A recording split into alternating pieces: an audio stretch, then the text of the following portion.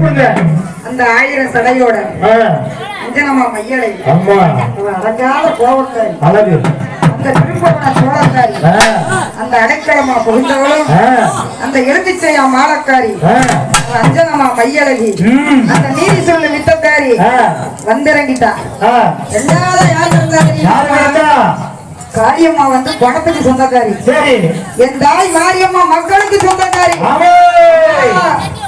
அந்த ஈராட்டுக்காரி இருக்கக்கூடிய மாரியம்மா ஏழைகளுக்கு வரம் கொடுப்பா, எல்லாருக்குமே சுகம் கொடுப்பா. அப்படி சுகம் கொடுக்கிறவ என் தாய் மாரியம்மா. ரெண்டாவதா எப்படி வந்தா தெரியுமா? எப்படி வந்தாங்க? பாலாத்து தண்ணியில பச்சை பொண்ணா வந்தா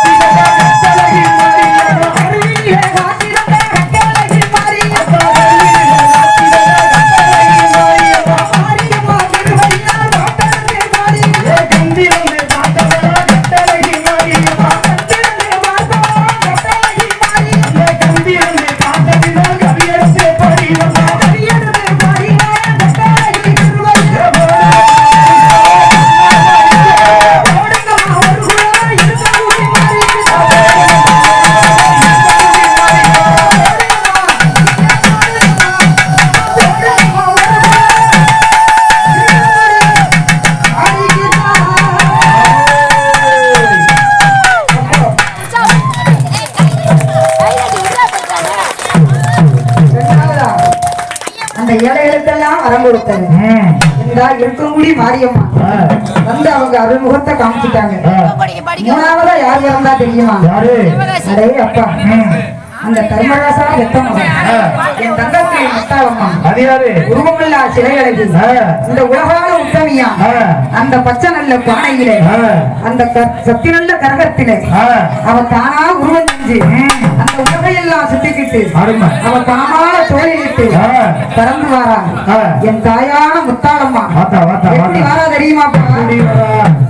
அப்போ அந்த முத்தாளம்மாவுக்கு ஒரு சின்ன கதை.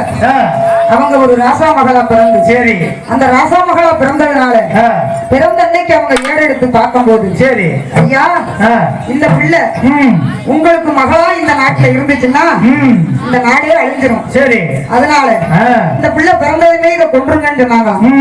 அப்ப அம்மா எவ்வளவு அழகா பிறந்தாங்க. மூக்கு மொழியழகி புள்ளழகி சக்தியில சிறந்தவளாம் என் தாயான முத்தாளம்மா.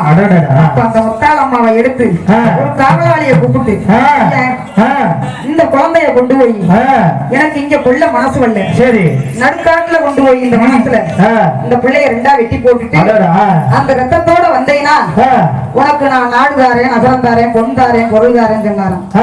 அப்போ அந்த காவலாளிக்கு பிள்ளை இல்ல ரொம்ப வருஷமா சரி அப்ப அந்த காவலாளி இந்த பிள்ளைய தூக்கிட்டு போய் நடுக்காட்டுல போய் அருவாளை தூக்கி வெட்ட போனாரு. அப்ப அந்த வாழை தூக்கி வெட்ட போகும்போது என் தாயான முத்தாளம்மா அந்த காவலாளியை பார்த்து என்ன சொன்னாங்க?